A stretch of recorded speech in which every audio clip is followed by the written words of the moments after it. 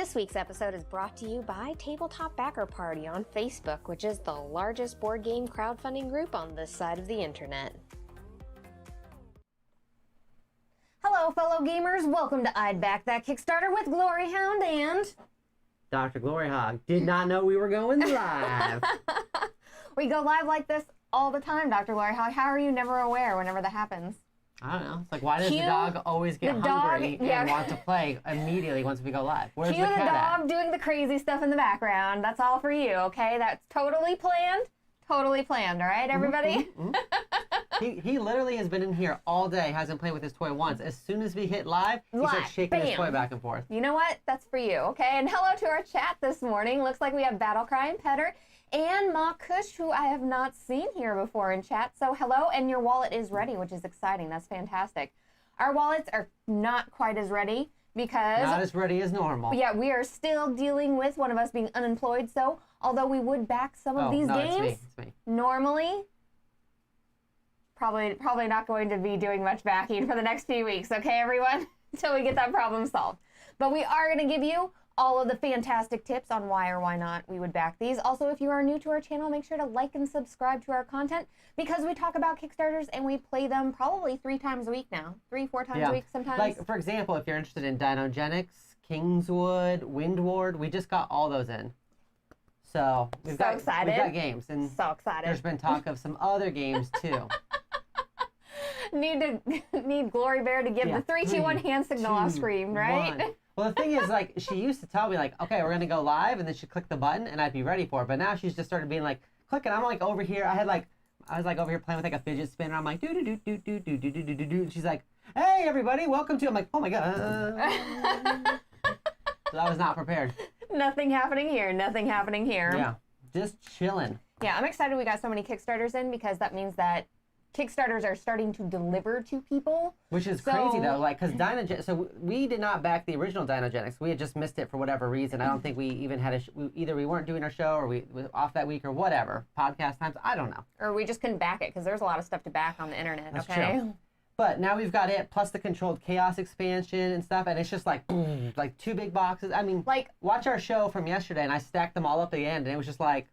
Why can't they come in at like a normal rate? They always come in like groups of 5 or like 7. You're like, okay, now I have so many games to play. Well, the problem is then I have to pick, right? So I'm like looking at them. I'm like, okay, which one are the ones people are most interested in? I'm like, okay, favorites? all 3 of them. What's okay, our favorites? Cool.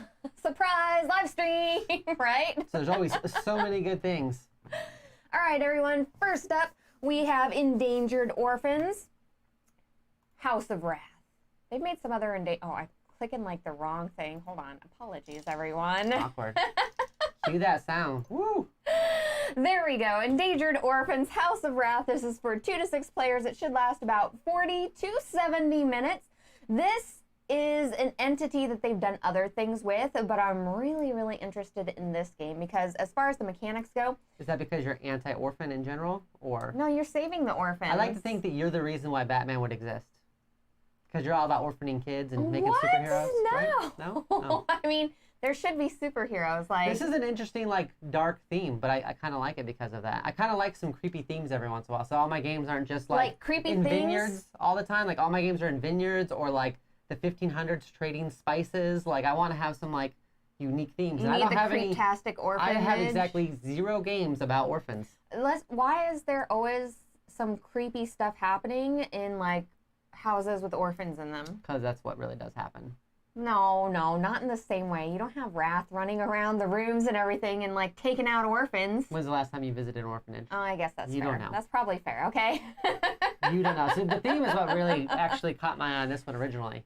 And it's got kind of that unique, dark, like kind of smudgy art where you feel like somebody's like coloring on a napkin like while drinking coffee like in a diner at 3 a.m., you know, kind of. So Petter says, if they come at you one at a time, you can't build box forts, and I can relate to that. You know what? You're right. That's exactly why we should have them all coming at once. All the Kickstarters, all the time. Trading in the Mediterranean, the Black Plague expansion. Oh, there you go. Now it's different. Now it's completely different. That's too close to real world, though. You have to walk that line between real world and then, like, fake. Like, you gotta walk that line. But in this one here... They should have a little Orphan Annie mini stretch goal, and there should be a kid wearing, like, a Batman mask, like a plastic one with, like, a broken ear. You know, like, because it's all dark art. Oh my That would be gosh, sweet. I love talking about Kickstarters. Collectively, everybody comes up with some amazing ideas for I mean, they'll get sued, but the little plastic Batman mask that's like a little too big and it's off center and the little ears broken. He could be like Catman or something. Like it would be like you could have like a rendition. Yeah, Man Bat or something. I don't know. I think there was a Man Bat. There was. So you don't have to give him a name though. You just give him a cool little mask. That are knock life. So with this game here, you're going to be rolling the dice, and then you're going to be doing things on the board. And I really like the fact that this modular board, you can actually rotate the rooms. You're going to try to lock and unlock things. You're hiding orphans, as well as revealing orphans. And basically, what you're trying to do, you're just trying to get your orphans out alive. So it's cutthroat as heck. Hello, Kabuki Kid. Exactly. Hello, Kabuki Kid. So what's interesting about this one is there's two parts here, right? So there's the dice rolling, which change what actions you can do, which we'll go over some of those actions. But the other unique part about it is you've got 3 hidden orphans that are like face down that you know about, and your opponent does. And so what you're trying to do is get your orphans out while actually leading Rath to the other person's orphans without for sure knowing who they have. So you got to play like that mind game where like sometimes you save an orphan just because. Sometimes you might even make sense to sacrifice one of your orphans, and because you don't want to always be like, I've got to always move like say this key character out of the way, and people will be like, pretty sure that key character's there, because then your opponent's going to go after that character as Rath and try to take him out. So you get to play as both the person who saves the orphans, and then you also get to play as Rath, who actually goes after the orphans. And Rath, you can kind of help his movement and where he moves. Yeah, because versus he's predictable. Right, versus off of kind of where you're placing your orphans, who's revealed, who's not, where the most orphans are at, you know, what rooms are in what places, right, what's it goes locked. to the most populated room. But when you roll the dice, it lets you like move orphans, it lets you put locks up, so you can make it so Rath won't go in that room. You can hide an orphan, so then all of a sudden that room has less orphans in it, because like, you can only see suckers. 2. You can unhide an orphan. You can actually reveal one of your opponent's orphans, so you know who to go after. You can do, what else? You can roll the dice and then let you move a tile either twice or 2 tiles once. So all of a sudden this like little, I don't know, there's octagon, hexagon, whatever we got going on there. I didn't count them. You can either roll them like out, or you can take one and like roll it back around. So now it's so far away that Rath won't go towards it. There's like a whole bunch of cool little things you can do. Sorry. I'm talking to Kabuki. Oh, sorry. So I like that there's all these different ways of doing it, and you're still reacting off of a dice, but you just get to do a lot of different really cool things. Wow, nothing like a game about causing more trauma to orphans. We don't have enough trauma-causing games, to be honest. We don't have enough trauma just in general at all. I mean, we have not gone to our peak of trauma yet, okay? So I'm really surprised. Trauma. I'm really surprised with this game. I went by this game thinking, oh, okay, like, this is going to be a game that is... More like a party game or something? Party game, or really simple, or something that wasn't in necessarily like my wheelhouse of games. And then as I started digging more into this game, I really, really like the mechanics. I like how the simplicity of the mechanics, but yet it is very strategic, which I love in games so much. I think the important thing, what really makes this game, is not knowing who your opponent's orphans are. Oh, absolutely. And them not knowing yours, and then you trying to kind of manipulate with hidden knowledge, trying to like figure out who theirs are while also protecting your own. And like I said, sometimes moving stuff for no reason just to kind of throw them off. Like, I really like those types of games, right? That's kind of like what Mantis Falls had going for it, where you're like, are they helping? Are they hurting? Is this their real person? You don't know. Like, I like that kind of secret knowledge type of thing. They have a lot of really amazing stuff going on in here. And it's like $30. Oh, it's cheap. It's real cheap. So inexpensive. You can get add-ons with their other games at the higher tier levels, but $30 for just, you're going to get some tiles, you're going to get little, I mean, cool art. I think it's unique. I don't have like this, right? Right. No, I agree with Petter too. The art in it fantastically matches it, because it carries like cuteness to it. It reminds me of like a graphic novel you would buy at Hot Topic. Or like an Invader Zimmy sort of, or what was the other one? Johnny the Homicidal Maniac. Yeah, like Johnny the Homicidal Maniac or something like that. That has like this really cute bubbliness to it. But it's like a dark story. So dark, because the story is dark. Yeah, and that's perfect. The art fits it perfectly. Like, they all got their cute little names. You're trying to protect stuff. I don't know. I think it looks like a lot of fun. I think so too. Like, I'm impressed. impressed. I was to give out like an award for uniqueness, this is by far the most unique game we have on Kickstarter right now that I've seen. Where it's just like different, right? Like, I mean, I've seen similar things, but not with this exact same theme and the way it kind of plays out. I'm actually like super, super into it. Yeah, Johnny the Homicidal Maniac is a super underrated comic. I used to go to Hot Topic all the time, because that's the only place you can go when you live in Kentucky by a military base. There's like a Hot Topic at the mall, the only mall. And that's where you can pick up those graphic novels. Oh, is this the extra special edition here with like little figures and stuff? I'm going down. I'm looking at all the tiers. So there are some different levels. So they're saying that's available as an add-on for $25. Okay. But there's different tiers. There's a bunch of different tiers that add like some of their other games they've done in the past. Because they've done a Kickstarter like I think like 8 times or something. So there's quite a few things. Like they've done something with the same IP, if you will.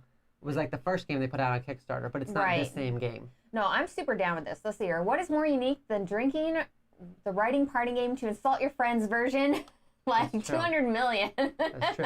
Like right now, like all the games, so the upcoming games predictions, right? So besides all the COVID related games, because there's, I would say at least 2 to 3 every week that I run across. You're gonna get all your political style games all here the political soon, games are gonna start dropping like hotcakes because it's an election year, so all that stuff kind of just pops up right around that same time. Right. It's like people sit down and they go, you know, that'd be like me, right? So like I just recently got downsized, so they'd be like, what could I make a game about?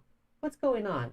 We need more toilet paper. I can make a game about getting toilet paper during the pandemic. I believe I saw that on Kickstarter. I think I've seen that on Kickstarter like 19 times. And this is hey, I am not a game designer, so I am not like shaming anybody for their game. But sometimes, you know, certain things get used a lot. Bye, Kabuki. Thanks so much for joining us for the short time that you could. All right, now that Kabuki's gone, let's get to the real picks. Let's go back to Sniper now. Let's talk about Sniper Elite now. But toilet paper, exactly. I want to know from everybody in our chat, is this something that you are backing? Because this is one that I feel like it's gotten a decent following from it, but I don't feel like it's on every board gamer or hobby board gamer radar. I feel like a lot of hobby board gamers would definitely pass by this very quickly. So as much as if they weren't looking for it. Yeah, I was gonna say, as much as the dark art really makes this game, if you're scrolling quickly through Kickstarter, I think that art would make people think that it's undone because it is so dark when you first see it. Yeah. Until you click into it and see, oh, this is dark and done this way on purpose and like purposely instead of just, oh, this is like a quick sketch of something they didn't have time to finish. Because at first, when I was rolling through it, I didn't think it was anything super unique. But, you know, I pull up my 40 different tabs and I go through each and every game. And if it doesn't sell me within the first few minutes, and after I scroll through it and stuff, then I'm like, all right, we'll pass. This one, after a few seconds, I was like, all right, this is pretty cool. Yeah, no, I fell in love with this game very, very quickly. And this, I have to say, is definitely a game I would back. Like, yeah. Especially $30. I'm going to scrounge around and try to find $30 because this one here is at the perfect price point. I'm really excited about the mechanics invested in this game and that hidden sort of maneuvering of orphans in it. And I mean, I love the dark art. I love dark art. Yes. Okay. So Luke is right. That was what I noticed too. This is the team that did Who Goes There, which was based off of John Carpenter's The Thing, I believe. Oh, so, okay. And that one I've heard good things about. I haven't played it. But yeah, this one definitely is really cool. Oh my gosh. Yes, it does. It should be at Hot Topic or Spencer's Gifts. Oh. You remember Spencer's Gifts? I don't know if there's a Spencer's Gifts anymore. Well, I don't know if there's even a Hot Topic anymore. Or the toilet paper game, the card stock is actual toilet paper. That's a good idea. So when you win at the end, you can actually just use it for toilet paper later. That's right. It's like a disposable game. Oh, no, it's a legacy game. It's a legacy game, and then you can go ahead and get rid of those pieces by using it. Hey, just so you know how we've talked before in the past, how I've said that, you know, when you've got a family, that life is like a co-op game, right? Technically, life is a legacy game because you can take certain actions that just revoke or destroy pieces completely. Like that glass we broke today. Legacy style. Makush says it's a solo experience. There you go. Oh my gosh. So, right, Who Goes There? I think it says on it, inspired by. Right, it is not an IP game. Okay. Mall near me has both stores. You still have a mall near you, Battlecry? Oh my goodness. It's funny because where we live in Arizona, right? Arizona's like, so Phoenix, Arizona is like, I think the 5th or 6th largest city in the U.S., but nobody ever thinks about that. So there's malls all around me. But when we were in Kentucky for that short period of time, there was literally like a mall and a 7-plex theater, and that was it. And that was crazy to me because there was like 7 malls within like 15-minute drive from me, although they are closing now. So big thing with this game is one thing that I wish this game was doing better because then they could incorporate more content. Because I wish that the rooms had unique things in them. Okay. I wish that you could drop down like some secret passages and that, you know, some rooms had, maybe you would put one unique room. Like, I wish there was other stuff that we could do to build off of this, So, but it's like, only a $30 game right now. So like one room is like, instead of hiding one, you get to hide two. It'll say something like crowded room, hide 2 orphans instead of 1. Yeah, like or that. maybe like a limited room where you can't hide as many in there, or something like that. But you could change the mechanics a little bit of the game with that as like a huge like expansion or something. Yeah. Like that would be a lot of fun. Or even just like a mini expansion with extra tiles or something. Like I want this game to do better so I can get more stuff, everyone. Or even without extra tiles, you could technically do it on those little chips that they had, they're little circle chips, and that would Exactly. they'd be randomized that you put in a room, and so you know that room has special rules. Absolutely, and you could like flip them over, and oh my gosh, there's a secret passage here or something. That would be amazing, I would right? say send them a letter, but with the way the postal office has been going, I don't know if they'll get it before the end of the campaign. How about I send them a virtual letter? How about that? Okay. Explain to me a virtual letter. What would that be? That would be an email. That's an email, Dr. Gloryhogg. Okay. I'm not familiar with what those are.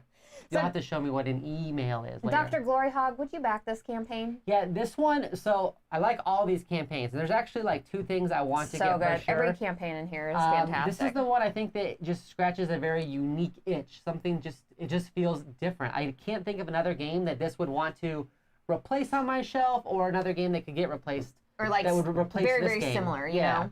Because exactly. it has... I like those unique games. Well, it has like a unique hidden trader sort of mechanic-ish Would you call feel. this game unique? It's highly unique, everyone. Oh. It's highly unique. Now someone's going to come up with 3 different games that are just like it. And then the changing modular board is fantastic. Like, those are just mechanics that you don't always find together, but they fit so perfectly. It just reminds me of a really creepy haunted house that's always changing. So Transcendent Zen is saying, surprised we're not covering Wormwood modular game table. We still might. Typically, we don't usually cover accessories. So this week was really weird that you picked one, actually. Yeah, absolutely. I put it on our list because I wanted to potentially back it, and then you added it to our list to play. You know what? I'm covering Token Sesame because it is a unique modular system. Right. Whereas, like, there's been tons of different gaming tables. Like, people are looking for gaming tables everywhere, you know? So, and Wormwood is so big, they don't always need our help, everyone. No, they definitely... No, I got a call as soon as Wormwood's thing launched. I literally got a call from my little brother telling me about it. Have you seen this? And I'm like, dude, I've only been awake for like 15 minutes. I think for the modular Wormwood pieces, I think we had covered those in the past, or at least we had talked about it. Yeah, remember? the little tiles that like snap where together you snap together, because those were unique. Because those were more unique to gaming versus just being a table. It is so big on Kickstarter. Wormwood has some really fantastic stuff, and actually, I think it was at like 3 or 4 million when I looked at it, like that first day or something like that. I think there are some cool things about it, though. Like I said, we might cover it. Wasn't Wormwood the one too, where you had like the thing that raised the table? That is a different one, yes, but that was Wormwood. But the Wormwood one on this one is a modular table that grows with you. Yes. That's pretty interesting. The cool part about maybe we'll cover it in the future. You can add legs, you can make it longer. It reminds me of like our kid's convertible crib, right? Her crib turned into like you a could kid buy bed. rails, and then it became like a kid's bed, and then you could buy additional rails and make it into like a full-size bed. So like you could upgrade the bed. So like the headboard would always the same, and then you would just upgrade the different parts to it. Right. So that's kind of like what this is. I really liked the point of being able to, like, if a leg gets broke or something, well, like you can just replace that one piece. Yeah, obviously we've looked at it, Transcendence. We've looked at a tiny bit, okay? We just don't currently have the money. So next up we have Sniper Elite, the board game. This is by Rebellion Unplugged. It's for 2 to 4 players, and it's going to last about 40 to 70 minutes. This is a one versus many hidden, like, not hidden trader campaign, but a hidden movement. There we go. Hidden movement campaign. Hello, Mepper. How are you doing? And I have to say, I'm really excited. I know you are. I'm so excited about this. I love hidden movement and stuff. you also love one versus many games, too. Oh, I love one versus many games. So I want to preface this before we kind of talk about this. Okay. This game looks super exciting, but I'm pretty sure I don't like hidden movement games. I can't think of a hidden movement game that I've really super enjoyed. Like we have, was it like not Attack from Outer Space, that Alien one we have. It's in the black box. The Aliens from Outer Space or something like that. Yeah, it's a big one. That's a hidden movement one. We have Nuns on the Spectre. Run. We have Spectre Ops. And then we have Fury of Dracula, which I haven't played Fury of Dracula. So I don't know about that one. I love hidden movement games. I like the idea of them. I really like this one. You have to be quiet, and like if you want to take a shot, you have to roll more dice, and there's more chances of potentially like alerting the enemy that you're there. I really, really like the idea of this. I want to play this as a video game, which, good luck, it's already a video game. This is based off a video game IP. It is. I could probably just play this as a video game. I really like the idea of this. I just don't think I like hidden movement games enough to back it. So I'm just letting everyone know that but if you do like hidden movement games, I think this one will be a really solid pick. So let's see here. I don't remember if I said hello to Mepper. Hello, Mepper. You did. Okay, and hello, Andrea. Coolio. This looks interesting. Luke says, this looked really solid based on the Dice Tower playthrough. It looks really good. I just don't think I like this mechanic. Okay, so Sniper Elite looks great, but I need to play Spectre Ops first since I own that one. So yes, this reminds me a lot, like a whole lot of Spectre Ops, because you're kind of doing the same stuff. You kind of have one board that you're going through. Like the board doesn't change, you know? Right. It's not modular. You have a one versus many option, and then you also have people using like different, like he can lay down mines, like he can lay down traps, or like different stuff can happen. You know, the other side, the Germans, like they move like in a squad, but they each have like a unique thing that they do. Right. So, right. Yeah, I guess it would be kind of like Spectre Ops, but Spectre Ops, every character is 100% like unique, right? And they all do completely different things, if I remember right. Transcendence says, so many video games are becoming Kickstarters. Yes. Absolutely. And you know, you're going to see more of that in the future. Because have you seen the Wormwood video game? It's actually a video game about making a modular table. Oh, like a build your own one? I think it's on their website. You can actually go on there. They're co-sponsoring it with Minecraft. Yeah. And then you just go on like the website and then you build the table. Okay, that makes sense. The game starts at like $700 though. So just FYI. Yeah, absolutely, absolutely. And then, but you know what? The end product always looks amazing. So. Yeah, the exclusives you get if you buy the collector's edition of the Wormwood tabletop game is pretty good. I love this. The ultimate shot there. So Dark Souls tabletop made me nervous on tabletops based on existing IPs. Slap the theme, RNG mechanic, no strategy, the amount of cards. The game, okay, so Mr. Moz Dude, totally 100% legit like opinion with that. And yes, that absolutely does happen. And you have to really research it if it's based off of a big IP. Absolutely, you really do have to research it. But I've heard good things about the Resident Evil 2 tabletop game, where someone told me they really enjoyed that. So it's really, you have to look into it. Like there are definitely IPs that I'm a fan of that I almost don't care if it doesn't 100% work as a board game, because I'm just so into that IP that I'm just like, this is awesome. I can't believe I get to play as this. The other thing is that you have basically what video game companies are doing. They're trying to steal a portion of that video game crowd and go, okay, we're going to make this board game of this, of something you really love. And sometimes that is also toned down because of that too. You have to keep in mind because... Well, they're two different mediums. Well, they're not thinking of like heavy, hardcore, hobbyist board gamers and how they're going to play. Right, they're approaching from the casual market over to the gaming market, thinking, oh, we can put this up at GameStop and people will buy it. Which is not necessarily a bad thing, because if you want to get your video game friends into board games, this is the way to do it, everyone, okay? This is the fantastic way to do it. Because you already take something they know and love and they feel connected to, you show them how to do this, and then you go, hey, now that we've played Sniper Elite, let's go play Spectre Ops. Let's go play all these other games that have this hidden movement mechanic that you now love. Now, speaking about this one specifically, I think this one actually does look good, though. This one doesn't feel like it's just slapped on theme. It does seem like it would play well. I think so. As by itself. Even without that Sniper Elite, if you took off the Elite and it was just called Sniper and it wasn't linked up with the game, I think this one would play just fine. So Mazdu says, some people like random, and that's okay. In fact, but it's not for me. I agree. And with this one here, here's the thing with random, okay? Because I feel you, Moz, dude. I do not like dice rolling in games. And if I see that a game has heavy dice rolling, especially in a strategic movement game or a strategic area control game and stuff, that kind of like ruins my mood for the whole game. And with this one here, I feel like there's a nice balance between strategic movement in the game and laying down stuff and having abilities versus the dice rolls when you're trying to shoot people or create noise in this game. Right, and you get to choose like how many dice you use based off of like how badly you want to hit the person. Absolutely. So that randomness does go down in this. Right, I agree. So let's see here. I also like Whitehall Mystery for shorter experience. What's the other one we played? Don't we have, was it Pocket Jack? Is that a hidden movement game? Or no, I'm thinking of...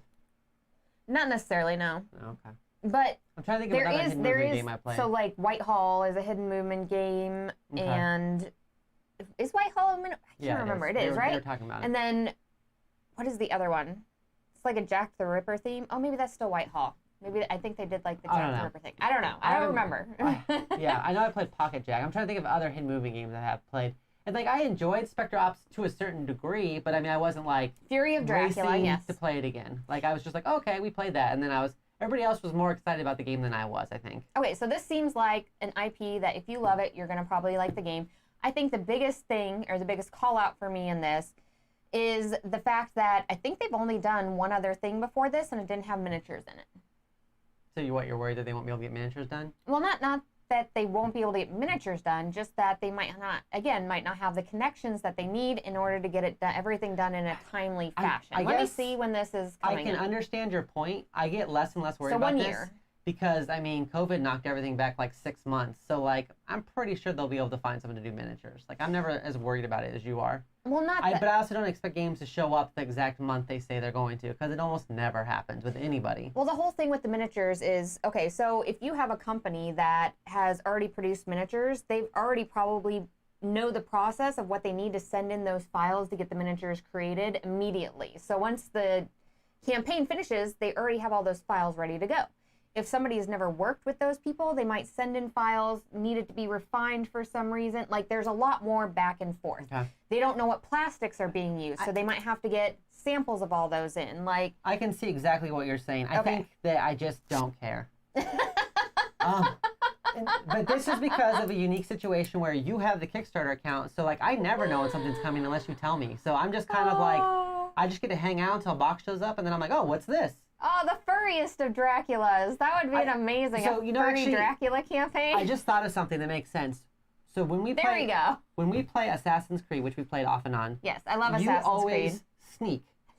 And you always sneak up and do stuff. Where I literally play Assassin's Creed like a sneaky running game, where I sneak and then I run at people and then I like stab them. Literally Hold on. Can I say how I play? So what I do is I'm from a hiding position, I run at them and they go, huh? And before they can finish the huh, I'm like, huh! And I stab them and I throw them down. And then I run to the next person and they're like, hey, what's that? I'm like, huh! And then I run to the next person, I'm like, huh! So like that's how I play stealth games. So that's probably why I don't like Spectre Ops as much. Hold on. Can I finish, woman?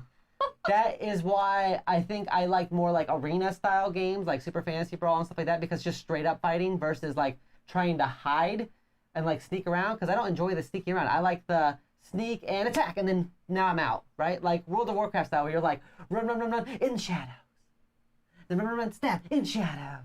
Like that. I don't really like just being like, shadows, poke. No, I'm like, shadows. Like that. Okay. Okay, are you done? That is not the definition of sneaking, Dr. Gloryhogg. You don't run while you're sneaking. No, you don't. You can run while you sneak. Wait, let me talk. All right. You can't run. You can run and sneak at the same time, everyone. You can't. There's no such thing as sneaky running. Okay. I have one more thing to say. Okay. As an infantryman that went to both Iraq and Afghanistan, you did for 18 sneaky months, running. Yeah, it's like a duck run where you squat down you run while you're low. Could you perform the duck run for us so we can get camera right now? But you literally squat down and you run like this at somebody, and it is sneakier than normal. It's not you're not crawling on the ground sneaky, but it is a sneaky run. So that's how I play my games. Everyone, I tried for the duck Precision, run. Okay? Sneak attacks. I tried. That was for you guys. I tried. That's probably a lot of why I don't like the sneaking games, because it takes too long to sneak up. I was not a sniper. I was a get low and immediately engage with the enemy. So that's how I like to play my games. Mr. Moss Dude says it's called a combat roll. That's his style of stealth game. That's true. I've done that before too, where I just combat roll, stab, combat roll, stab, combat roll, stab, right through a game. Oh my gosh. Yeah, Eric knows. That's my style of stealth game. Calm down. That's how you're supposed to play Dishonored, not Assassin's Creed. Well, that's how I play it. Listen, if Assassin's Creed didn't want me to do it, they wouldn't have given me a Warhammer. You give me a tiny Warhammer and let me chop someone's leg and then chop them, that's on you. They literally let you do it. Is exactly why Reichbusters, just like it starts out really good and then just goes downhill really fast for us. Mike is being all crazy. Oh my gosh, Moss Dude's Hog stealth launch nuke quick hide in the bush. So you've played Fortnite with me then. I've shot rocket launchers from in bushes before. Oh my gosh. Sometimes I blow myself up. Sometimes I destroy the enemy without them knowing. You know what? That's very true. When we play Fortnite together, it's like I'm always the one sneaking around the bushes. And I'm like, why are you standing out in the field? And I stand out on top of the hill and I'm like, put it out, put it out, put it out, put it out, and then she sneaks around. It's it's a classic pincher maneuver. Oh my gosh, I hope this 1.5 saves the game. Siphon filter for the win. Oh my goodness, everyone. Okay. Listen, just because you don't know how to play stealth games correctly, that's on you. It'll take you an hour to beat a mission that takes me 20 minutes tops. Because you just run and attack. Gosh. Run, attack, run, attack. I like perfect sneakiness, okay? Listen, that's what you have to do. You get in, you get don't out. give me AI that can be startled if you run up behind them and takes half a second, because I will abuse that to just do a running stab. This one doesn't have AI. You have the actual people. You have actual other players going after you with their sneakiness. I think that's why I am not going to back this one. Okay. Because I want to. I actually like this theme. I like the idea of it. I'm super excited about it. But I don't think I like hidden movement because I can't run stab. Okay. Hello, Jose. So with this one here, this is definitely right up my alley. This is something that if at the time, like, we had money to back it, I would be backing this right now because I love hidden movement campaigns.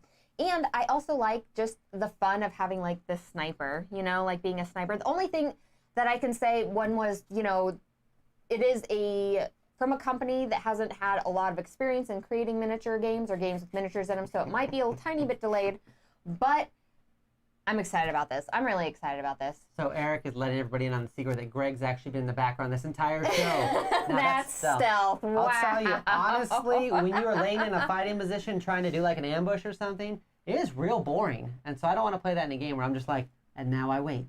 I'm excited to see this, though. I really would like to get this to my table. I'd be down with this. I'm not that player. I'd be down with this. Let us know in chat if you would back this game. I'd back it. I'm much more likely to be like, I'm waiting, this is taking too long. Couple shots in the air, pop, pop, pop, pop. Oh, there they are.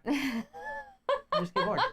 If you can find Greg in the background, you win. Sneaking tips by DrGloryhogg. Yeah. Okay, everyone. Sometimes you fire a couple shots in the air to start the sneaking process. That's how you start the sneaking process. Yeah. Got it. Okay. Because they're busy looking around. That's when you hide. Mr. Mazdu says, it is a no for me. Makush says, Duck Run, the stealth dexterity game for 1 to 4 players. Game time, 30 seconds per player. I'm going to go back and write down some of the stuff that Makash is saying because I think those are some solid game ideas. Oh my gosh. No, waiting for Primal and San Kokushin. See, Jay Peters says that they backed it and you can run in the game. So there you go. There you go. But you might get spotted, but that's fine. But if you're a good enough rifleman, them spotting you just means that they're going to die looking at you instead of dying not looking at you. And there's that's the way I look at it. Clear difference between waiting on a game that is constantly moving and a board game. Maybe that's why you're not into it. That's very, very true. Yeah. Let's see here. And maybe the Darkest Dungeon. If Mythic can turn things around, I hope so. Oh, the Darkest Dungeon looks pretty sweet. From what I've seen. I'd play someone else's copy. And I'm unabashedly a big fan of Reichbusters. I love Reichbusters. Yeah. And the only complaint is probably the rule book, but once you get that settled down, I would play it right now. Like, I could literally just end stream. Well, let's not end stream. Let's move on. Let's move on. Next up, we have Arkwright. This is by Game Brewer. Oh, Arkwright, the card game. Let me specify, okay? This is by Game Brewer. It's for 2 to 4 players. It should last about 60 to 100 minutes. So when they say the card game, they do not mean a card game. They just mean it has cards in it. Because this is not a simple card game. No. I just want to make that very, very clear. The mechanics and the building and the marketing going on in this game is extremely vast. It just all happens to be printed on cards. Okay? Do you want to go ahead and go over the theme of this game at all? I have not played the first Arkwright, but I'm really excited about this one. So this one is in a weird position in our game queue right now because we're actually getting a prototype of this game sent to us. There was an issue. We were actually supposed to get it ahead of time. There was a printing type of issue type of thing, so they had to resend it. We could get this in literally any day now. This game is all about being basically a trader or a manufacturer of goods back in, was it like the 1700s, the 18th century? And basically trying to automate your factories as much as you can back then, hire workers, make supplies, trade supplies, all that kind of stuff, right? I think for me personally, this game probably has the most like replayability into it. Definitely. Because it has a whole bunch of depth. Because they took Arkwright, big game, and they're like, okay, how can we consolidate it to just the parts that people love? And the fact it's made by Game Brewer and Eagle Griffin, like, is involved in it and everything. Which that means Eagle it's going to be a pretty... They have some really heavy games, Makes Eagle some Griffin. beefy Lacerda games and stuff like that. Like, absolutely. Like, this is a big, beefy game. And the fact that they're like, here's a little card game, that's Arkwright, is like a complete disservice to the game. I'm just laughing at Petter and Battle Cries. So Petter says, Arkwright, clearly not about the flood because that theme looks dry. And Battle Cry says, looks boring. Theme's a little bit of a miss. I could see that. So much burn. I find that a lot of times this is definitely already based off of a Euro game, right? So you're either a fan of Euro games or not. Yes. The theme is not for the Amerithrasher, so I'm not excited about the theme, but I am excited about them taking a heavier Euro and then condensing it and streamlining it into a card game that will let me play the mechanics I like without having to be super invested in the theme. For $30. Yes. For $30. So this game, as an actual gigantic board game, would be so much money. You're looking at that $80 with all the pieces. Like, I mean, you're looking at a huge, huge game. The fact that they made it into a card game, so you don't have to worry about the cost of all that, is awesome. I mean, if you were into worker-style Euro games, this is going to be a game for you for $30 that you can take anywhere. I'm just laughing because this is actually a good way to trick me into playing a game. Because if you take a big, heavy game and you put it on cards, I'm going to assume it's not, and then are more likely to play it than I am like a big old huge game like Pipeline, where you're like, here's the game, and you're going to be laying pipes down, and then the oil's going to go through the pipes, and I'm like, okay. But if you bring this game out, where you're like, all right, it's a card game. Basically, what you're trying to do is do this and do this and do this. For some reason, like complex card games, maybe it's because like I like Magic the Gathering and some of those other really complex card games, I'm more likely. If I said, hey, we're going to play Sniper Elite, the card game, you'd be more on board with that? Is that what you're trying to say? No. It's a card game. It's a card game, okay? So here's the it has cards in it. It has cards in it, Dr. Gloryhogg. The theme for Sniper Elite is perfect. I want to kind of play it. I just don't know if I want to own it because I don't like hidden movement. You're good. I just don't like that one part.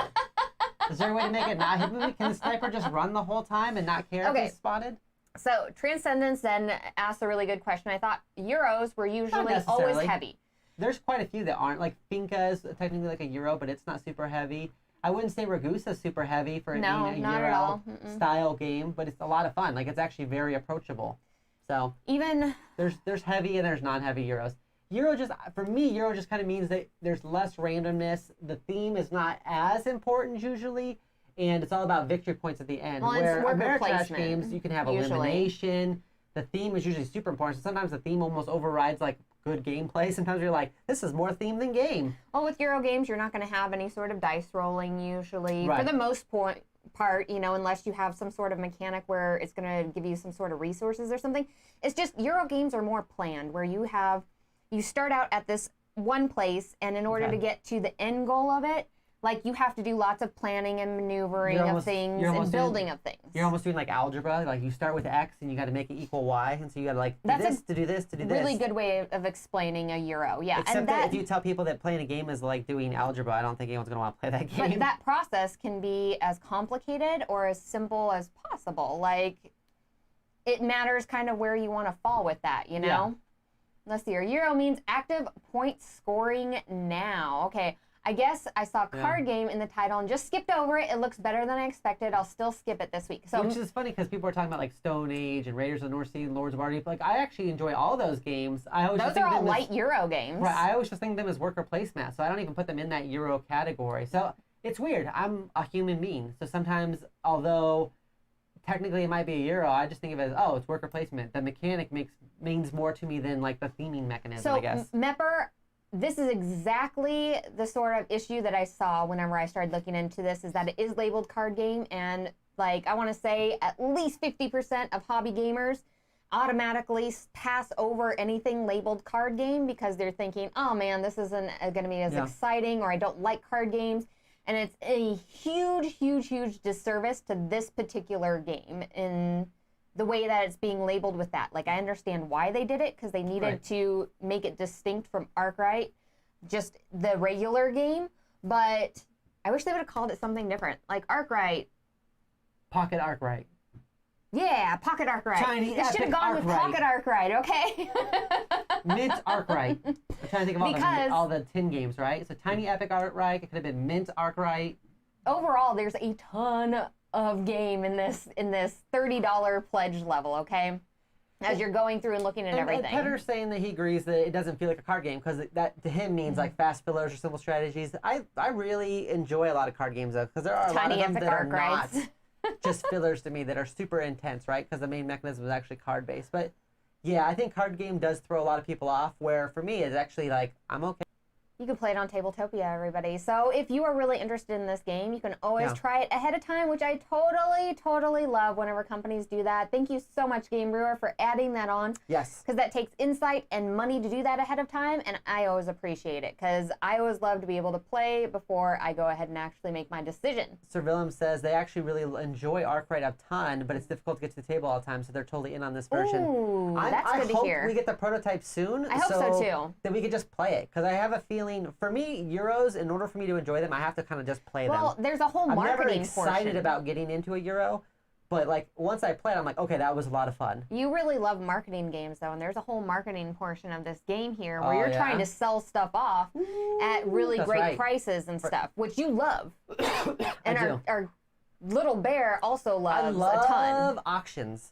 That's what it is, about auctions. Yes, absolutely. And sometimes I even do my auctioneer voice. I'm like, one, we got one here. Do we have two? Do I see two? What about Liddy and Pink? Do we have two here? Three, we got three. How about four? We've got four over here, four over there, four over there, four over there, four over there, four over there. Sold! Yeah, so Eric says, agreed that anything card game typically has been a lighter version of the original, or not even just a lighter version, but like a weird, overly simplified version that you're like, why, like... I don't think this is going to be as simple, though, like for sure. Catan, the card game, worst... Like, I did not have fun with Catan, the card game. Like, I was like, why? Why did they even do this? It was just not good. Wow. And... Hashtag true facts, hashtag I feel like sometimes games will go like that, where they will go too light, too simple. Like, they've minimized everything too much while they're also trying to instill that theme. It's just not working. Like, their combination's not working. This game is not that. Like, this game is not that. I will say that is probably where we differ, because for me, if a game has a good mechanic, even if it is simple, I will still enjoy it. But you like extra complexity. So I do. I really like extra most of our complexity. games, and you would take almost 90% of our games and probably add an extra thing into them if you could. You're like, because you're the only person I've ever met who's like, I would like... this game needs more stuff. She literally said this to me. She goes, yeah, Shape of the Mid-Card's not bad. I just wish it was longer. I'm like, you want it to be like, what, 3 hours? She's like, yeah, maybe. I'm like, okay. Why can't we just play it 3 times? I feel like if I don't get like all of my plan done, that I didn't have a fulfilling game. And so sometimes it needs to go longer for my plan to go. She got mad about Wasteland Express. It literally took us I was so mad. 2 hours exactly, and she was mad. She's like, this ended too early. And I was like, too early. It was 2 hours. Like, I'm sorry you didn't get to finish your job. Like, so Transcendence, then we did not play it on Tabletopia because we had a physical copy that was coming into us that got delayed. So by no fault of anybody, literally a machine broke. A machine, happens. So I had not planned on playing this ahead of time because we were getting it in, and we were going to try to play it as a featured item. Yeah, one of our playthroughs. Because that's the main thing about our playthroughs is that they're almost always Kickstarters either that we've backed or Kickstarters that are on right now, like the campaign's active. So that way you can see, like, for example, the Umbrella Academy. We played that live so people could see it and go, oh, this is a game I like and I want to back it or not, right? It lets you kind of decide. Because I'm not here to give you a review. What I like is not going to be what you like. I'm here to show you a game and so you can make that decision. This is 100% Greg's fault. We did not receive the copy directly because of Greg and his influence upon it, okay? Technically, maybe we did receive the copy, but Greg sniped it. Greg did snipe it? Oh, we're going to have to talk to Greg. He just touched my shoulder. Where did he go? Oh my gosh, Tiny Epic Greg. And Makush says, I wish Lisboa could be harder. Right? That's her. She's crazy. She's like, I wish this game took 8 hours. She's the only... So, like, Twilight Imperium has been a game we've talked about playing. I'm like, yeah, I'll play it, but I don't know if we need to own a copy of it because it might be a once every couple years game for me. And she's like, no, we need to own it because we played all the time. I'm like, we're not going to sit down for 6 hours all the time to play a game. Oh, yeah. And all of our friends are like, yeah, we'll play it just to say that we've done it, but like... And some of them might enjoy it, but they're like 6 hours is a long time to devote to gaming for one game. So with this game here, Arkwright, the card like game, a holiday. $30 for basically a euro in a box because this is like a decent euro game in a tiny package. I guess maybe I don't know millimeters how big this is, but I'm assuming it's in a tinier package than a regular big box Euro. So, right. So 70 millimeters is actually exactly 70 millimeters. Oh, I did not realize that. I did not realize Yeah, that. it's okay. So let us know in chat if you guys are going to be backing this game. Dr. Gloryhogg, what are you thinking? So I'm interested in it. I can't wait to play it. I want to play it. That's why I kind of wanted to tell people that we had a prototype in, because I'm not going to back it if I literally know I'm getting a copy of it sent to me, right? But this, so I don't know. It's going to be one I have to play, and hopefully we'll be able to play it while the campaign's still active, so you guys can decide if it's something you're interested in. If we didn't have the copy coming in, would you back this? Because I would back this, because this looks like an amazing deal for $30 and how much game you're getting in this box. If we did not have the prototype coming in, I would not back it, because I typically don't like Euro games as much. Yeah. I only like to back stuff I'm super hyped about, right? So I'm super hyped about the Amerithrash games. I just want to go and just like tear some stuff up, right? So, Assassin's Creed style, just run in there, guns a-blazing. Nosferatu Clown says, right? I feel like the price is a bang for this game, even if it isn't for me. Absolutely. That's my thoughts exactly. That's why I said I think this one's going to have the most gameplay out of it, out of all of them, especially for the price. But I don't really buy a lot of Euros for Kickstarter. I'm the one that usually ends up buying the Euros, okay? I have bought Euros, I think, but if my Euros aren't like a specific theme that tricks me, like, I guess like I don't know, Champions of Midgard, like it tricked me. Is that technically a Euro? I didn't think it was. Barrage is the one that really, really got you, because but if you recall, I also didn't back it. I didn't back it. But once I played it, I enjoyed it. So yeah, that was the one that you had pooped on it so bad on our Kickstarter show, and you were like, meh, this theme sucks. Why would you even do that? We did back Pipeline, and I played Pipeline twice, and I'm like, eh. You did. And so, I can see the appeal to it. I can't get behind it. Here's the deal. I've got 2 hours. I can either play as somebody driving around the wasteland, right, where there's been all this nuclear fallout, and I'm trying to deliver guns and ammo to people and everything while getting shot at by raiders. Or I can build dams around a waterfall and try to collect water for hydroelectricity. Intensely satisfying. You're either the person that wants to dam up water, or you're the person that wants to drive around the wasteland. What, Luke? Okay, you're lucky you didn't back Barrage. Worst Kickstarter I backed. What? I love Barrage. Are you talking about just their delivery process? Yeah, are you talking about the campaign or the game? Game, because I love the game. The game's amazing. We liked the game enough that I actually bought the expansion for it. Good. So good. So deceptively good. I really enjoyed it. But yeah, if you are in any way love Euro games, in any, even just a little bit, spending $30 to get this to your table, to have an amazing, huge game for $30 is definitely, this is a no-brainer for me on this. I'd back this, totally. Okay, so you're saying the delivery and the campaign itself. Oh, so okay, that makes sense. That makes sense. I pooped on it so much on camera, she didn't do it. So I did, yeah, you did. And then I played it at somebody else's house, and I was like, I'm taking this game. Oh no, still waiting on replacement pieces. That's terrible. That's terrible. Okay, let's see here. Not water dams. So Fatal Papercut says that a game called Barrage should be about building up your own cannon and shooting it at other people. Not about dams. It looks like Eric is wanting to buy somebody's garage. That's the Ameritrash version of it, yeah. That's true. Barrage! All right, moving on. Loose the cannons! If we can get this in time, we're still going to play it live for everybody, okay? Right. All right. Next up, we have Token Sesame. And this is by Cloud Puncher Games. That's the best name ever. Cloud Puncher Games. It'd be so soft on your hands. Fantastic. And plus, you know what? And fluffy. I gotta thank them for the amazing theme that they did with putting this together. This video? It's pretty funny. Is so good. I love it whenever game companies do this. Whimsical, yet still innovative. And just they add that little bit of funniness to it. Space. But it's totally legit and very informational, but every once in a while just boop, a little drop of funny in there, and it just keeps you entertained as you're watching. I swear they probably have it I don't know, every 20 seconds or something like that, and it's just perfectly timed. Perfectly timed. This reminds me of all the infomercials you see late at night where it's white people problems, where they're trying to pick up a remote or something. They're like, and they fall over and they're like, has this ever happened to you? And I'm like, no. I've never accidentally impaled myself trying to get a glass of OJ. You're trying to pour into the glass of OJ and you're like, I love those though. They're like oh the my funniest. gosh, they're the best. If you guys the best. look it up the video where they've done a compilation of white people like failing at basic tasks, it's the best. Why are eggs so hard they're to like, open? They're like this. Instead of just cracking it, they're like I'm like, how do you exist as a human? I don't understand it. Oh my gosh. Oh my goodness. This has a little bit of that going on in it, which makes me laugh. Because they're like, oh, tired of your kid eating these pieces? Like, you need this game tray. Oh, Burger King's going to sue somebody. It's totally different because he has a box head. It's totally he's the different. king of boxes, Totally I think is what he says, right? Yeah. It's because of their previous game. They did a game with that particular character. Did they? I believe so. Oh my gosh, I didn't even catch that. Yeah, no, it's off of whatever game they had previously done. I'm going to go through and look. I don't know if they did it on the same account, but yes, that thing is too damn big. So here's the thing, right? Modular. Right, so you can... Modular.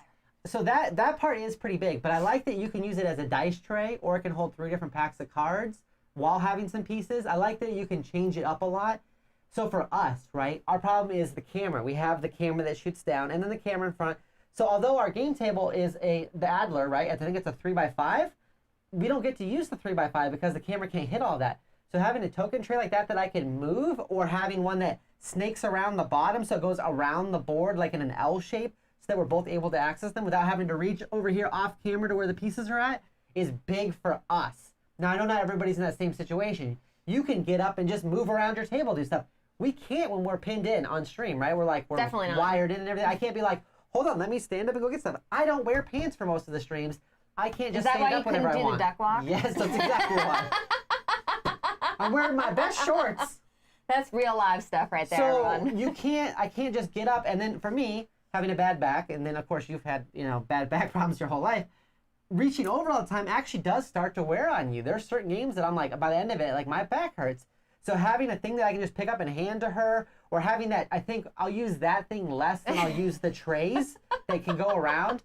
Having them around and getting to pass them up. Yes, I am actually a never nude. I wear jorts all the time, even in the shower. Okay, fatal paper cut. The jig's up. I wear jorts. I'm a never nude. I never get nude. I always wear jean shorts. Come back next week for first world streamer problems. Right? And it is. This is a very unique thing, right? But like we can't use our whole table. So having something that can make it more accessible to get the tokens, passing like the big tray back and forth, being able to make it like cool, unique designs, having it where I can have tokens. I love this stubborn tokens above. thing. The stubborn tokens thing is like me every day. That is true with life. your nails. Yeah. I do like the fact that you can put them up on legs so that you can have stacks on stacks on stacks on stacks of tokens. I like that. Stacks on stacks on I stacks on know stacks. this is a very unique problem. I know it is. But for us, this looks really, really good. Yeah. Steven Seitz and Bo says, I'm actually currently backing this one. The starting price. I don't want to drop $70, but I'm kind of like, this might be, and then it's got cool art around it too. Like I'm actually like don't know which art I would want. I'm almost like sold because I'm just like, I think we would use it a lot because we're always on camera with different games, and so we always need to change that stuff up. So there's all kinds of different configurations we could use for each one of our streams just to make it look nicer so people can see all the stupid pieces.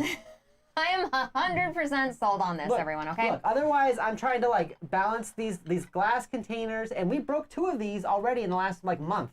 So, not only have we, like, joked about our lazy Susan and stuff like that, like so many times during our streams and everything, okay? This takes care of that problem. 2, organization of pieces. Like, there's a reason why we have all of these all over the table because I am insane. Okay, I'm insane. She's like a person who's eating this in my life. peas and carrots, where she doesn't want the peas and carrots to touch. She's like that with the game tokens too. She doesn't. That's right. No, you can't have them tokens in the touching. same thing. It drives me crazy. I need separate dishes that I can pick up. This is a woman who cannot eat in the dark because of fear of accidentally eating a spider on a chip. But she was so I bring that up because she wants her tokens separate so she can grab them, but she'll always look because she's the fear that there might be a spider in with the gold coins. Here, I need to hang up my clothes all the same way on all of the same hangers.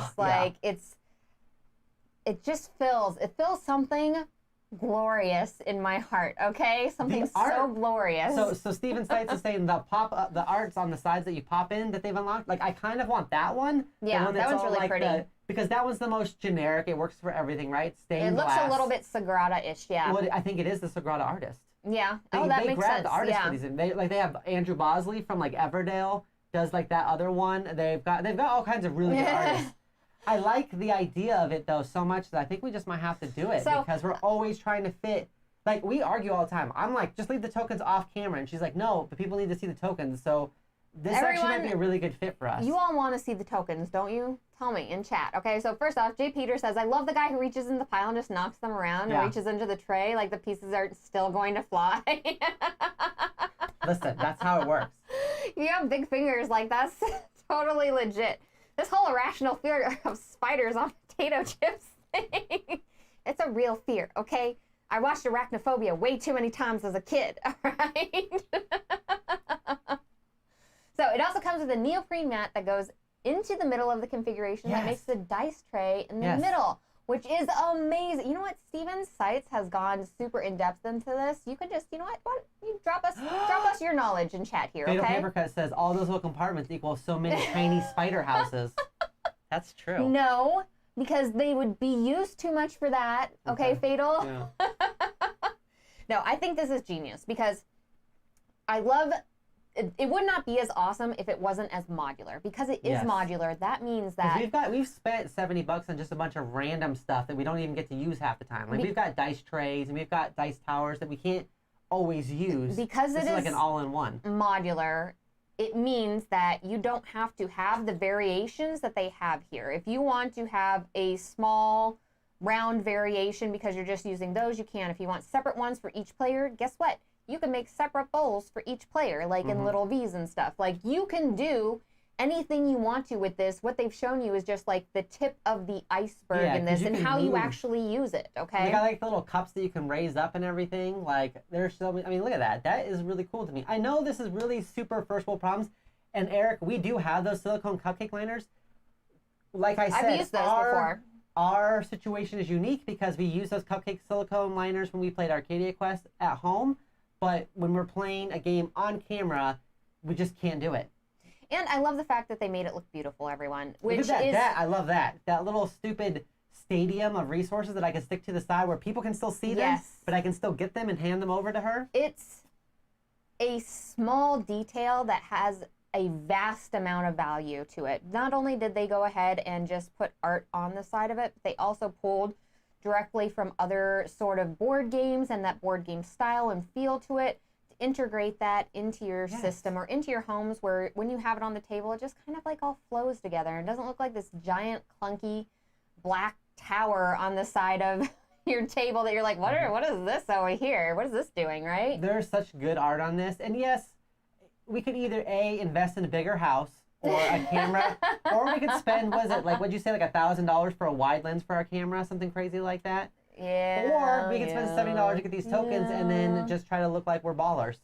So they could expand on it in the future, and I could foresee a specific game designs outside of being a big thing. Absolutely, Axe Raider. I kind of want to just buy, agree. I don't think you can, but I want to buy, like, extra art pieces, because I could see potentially taking these and specifically using them for specific games. We're playing a Viking game, bang, Viking game one. We're playing a water game, using the water one. We're playing, like a Sagrada or a Euro or something that's very, like, abstracty. I can see using the one with the fancy stained glass on it. Spider Elite is the first expansion for Sniper Elite. That's messed up. Spider Elite. Oh, if you buy 2 of them, it will go 6 steps high. Yes. Ooh. And Jay Peters says if you drop it once while passing it, you're going to be a sad puppy. I'll tell you what makes me a sad puppy. I've dropped one of these glass containers that we got for like $1, and it shattered on our table, and then having to vacuum up glass on our table. Let's just say I was glad that it was a playtest, not like during a live stream, because that ruined. It didn't ruin the game, but it took a while to suck up all that glass. Spider Stadium, yes. Yeah. But look at this modularness to it here. I see using that a lot too, where we can have pieces where people can see them, but they're all within reach. Yeah, I know. Stuff underneath, on top. This is a very specific problem. If you're not live streaming, or if you've got a gigantic, 20-person table, probably not a problem. And just like as it is, I want to be able to have that modularness where I can just hand people all of their pieces in that little thing. I'm like, here's all your little pieces for your stuff, Especially if you're doing game demos and stuff for people, and say you're going to be demoing one specific type of game. Being able to bring this as a modular piece that you can collapse all together, have all of your pieces in there, set it up on the table very, very quickly, that makes a world of difference. I could see this being huge for game companies. And I don't know if game companies have thought about that. If you include this... for like their demos and yeah, stuff? Like if you include this... and everything? Yeah, you know, if you're taking that stuff with you everywhere, if you have it in there and you can just bloop, set it up, there's no more bags, there's no more bringing everything out of the box. Like, it makes it really, really simple. Let's see, our trays on. So the trays they do have, the art can be snapped in, I believe, Mepper. Like, I think you can literally, if you had extra ones, you could just keep sliding in new ones. And yeah, I could see the tray on stilts not being the best idea if you have fat fingers. I think, though, for me, in making the ultimate amount of table space, I could see using this thing the most. This crazy little L-shaped thing, and then putting other tokens and stuff like kind of underneath it. So I can still reach everything, but it's space-saving, if you will. I really like it. Yeah, this... having it elevated. I don't want to buy it. I would much prefer just to have it. But well, I think that's how everybody thinks, Dr. Gloryhogg. I don't know how many times I can say it. It's a very unique situation, but for us, this actually makes a lot of sense. That, too, like that little L shape around the corner of the board. Nosferatu says, if this was like $20, I'd consider it, but $70, no. Okay, so here's my thing, is even if you don't consider backing this, because it is a $70 buy-in, I hope that this company does really, really well. And that they individually. Yes, that you can get individual pieces, because being able to collect this in small amounts and doing a little bit at a time, or maybe even just adding a small configuration to a game box that stays there, would kind of be really amazing, right? Mm-hmm. Like, and I don't know if this company has particularly thought of that and how much that would add. I don't know, you know? Maybe they'll watch and then they'll be like, oh, that's a good idea. I always hope for that. This solves two very distinct problems for us, right? Small table problems. Yes. And then it also has appealing art on it that looks better, because there's definitely been times where I've wanted to use certain containers and she's like, that doesn't look good. We can't use that. So Petter says, agreed. Just give me a little triangle and I'd be up for backing. I agree. If I had a $20, $25 purchase or something like that where I get, instead of like the whole set, maybe like just that top little tiny piece there, you know, and like a little tiny rotator or something, like I'd be 100% down for that, okay? I just kind of want to play with it. I'm going to pretend like it's a Lego set. And don't act like you haven't spent $70 on a Lego set, everybody. True, everyone, okay? And I'm going to have fun setting this up, unique ways for every stream, or I'll get lazy after about a month and it'll always be the same setup. I'm digging this so much. That metal bar can hold a 15 pounds worth of tokens. That's the size of a beast baby. Size of a chunky cat. A really chunky cat, okay? Not a really chunky cat. I've seen some chunky cats that cannot fit in that. Okay, well, a medium chunky cat, okay? We're not talking like a Maine Coon chunky, okay? We're talking like an average cat that got really chunky, and okay? I think, honestly, I'll be using these little trays and like the stadium and then like little L-shaped like up on legs more than anything else. But I like that you can use it as a dice tray or a card holder for all the different cards and stuff. I think it looks pretty legit. If you've got the money, or even if you don't, find the money somewhere. All right, Dr. Gloryhogg, would you back that? Yes, I would. Yes. So I was like reading comment when you asked me that. Sorry. So yes, I would. Yeah, I think this works really well for us. I think so too. I don't want to spend $70. Yeah, I was gonna say, we probably don't have the ability to spend it right now, but I would like to support this game company in the future, and if I did have the money, I'd totally be backing this like right now, like 100%, because it looks amazing and it fits us as gamers, just 100%. Okay, so comments. I was going to say the legs could hold up a cat. Because that would be 100% try and sit on. What? The cat would try to sit on it. Yeah, definitely. That's very true. They try to get in there. The cats would see it as a challenge, right? They would be trying to duck under and over and everything else. Like up in there, like liquid. Okay. Here's the reality, though. People spend $600 on like a wood DM screen or broken tokens. Or you could buy a $5 or a $20, Wizards of the Coast DM screen. Like, it's all into whatever you're into. So if you go to like Broken Token, for example, like what are some of the prices on their items? Okay, because that's the real comparison. Is like, are you getting this thing or are you getting this Broken Token thing for $50? It's not a good comparison though, because like Broken Token is like pressurized wood, not like plastic with art slotted into it and stuff. I'm saying it just as far as organization goes.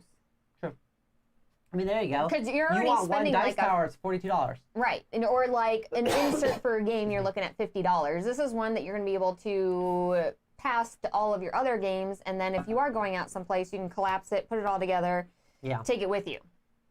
So that's really the comparison here. I love being able to look up stuff on the internet right away. So exciting. I say that the Wormwood stuff is a better comparison because Broken Token is for organizing the game.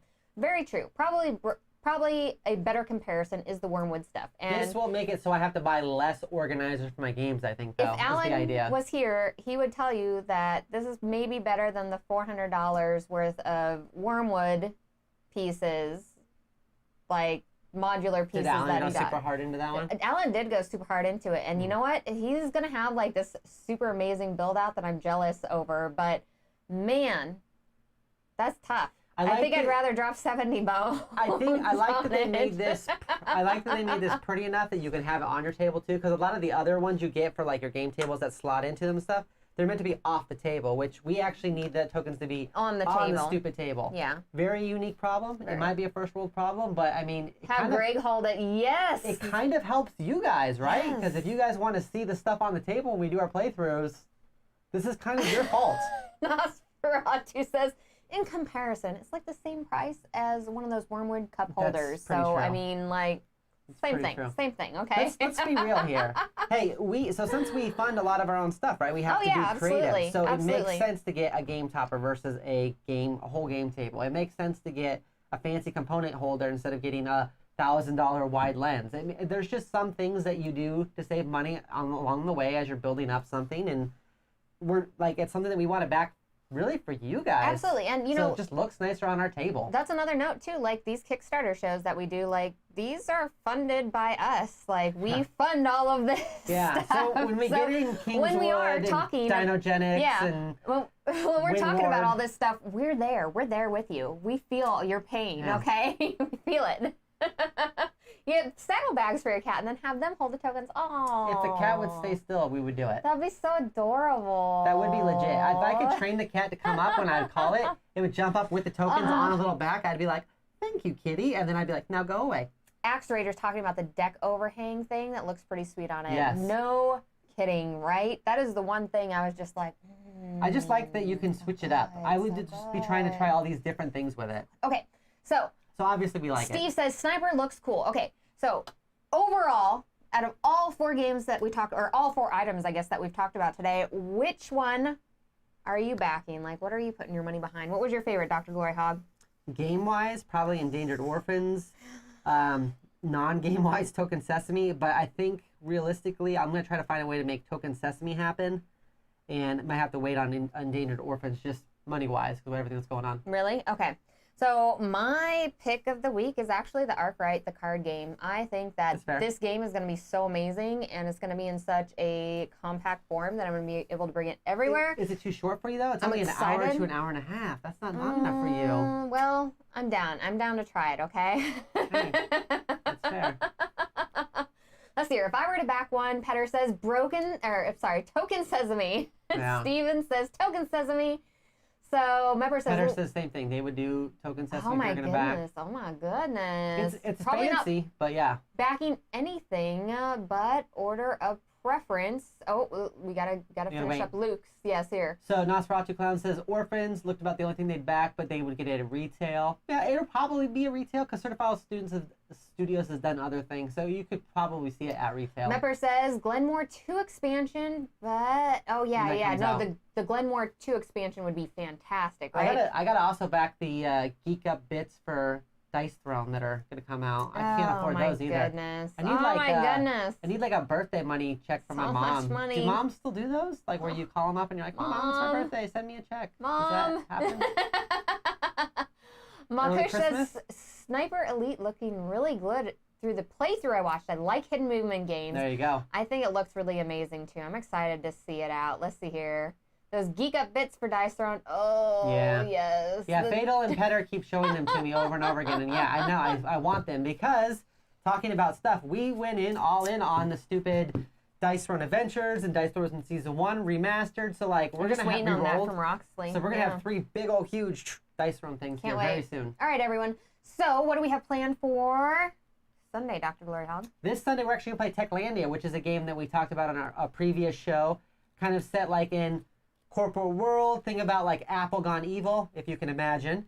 And instead of just spying on you using your Alexa, they're also, summoning old gods, maybe. Like you do. Perhaps. I mean, if you're going to be evil, you summon the elder gods. That's what if you do. If you're going to be evil, you go evil all the way. You know what it reminds me of Wolfram Hart from Angel. From Buffy the Vampire Slayer. Oh my gosh, and the Angel spinoff. that's It reminds me right. of Wolfram Hart, where they were like a lawyer company, but they're also kind of just casually like opening up a hell portal or something. And we also have some really amazing other content coming up as well, because we did get Windward in, we did get Dinogenesis Yes. in, we do have Kingswood in, which I think it's going to be Kingswood and probably Windward, only because Dinogenesis has been out for a while.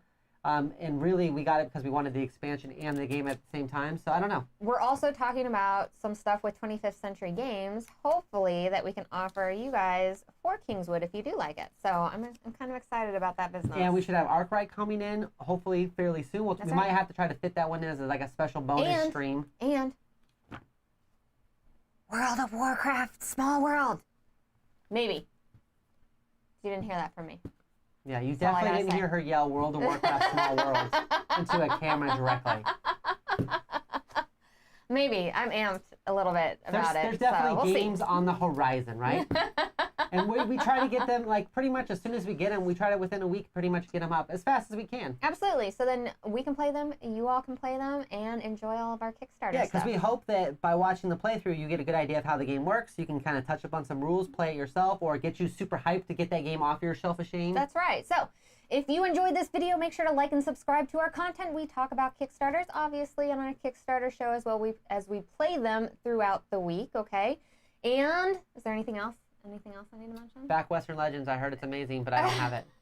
But I do have Game Boy Geek's copy of Western Legends, so... And thank you to our chat for hanging out with us. We always appreciate everybody that shows up in chat. I know we ran a little bit late today, but man, you guys are amazing. You crack me up. You guys are killing it today. That's right. You make this show great. I'm going to say it like every single time because you do. You all make this show so fantastic because we wouldn't have the same sort of interactions if you all weren't here with us talking to us as we looked at all these Kickstarters. And if you think this show is great, like and subscribe. And then maybe our daddy YouTube will send us enough money to get Token Sesame. That's right. I don't know how that works. Other than that, we will see all of you on Sunday for our playthrough. Bye.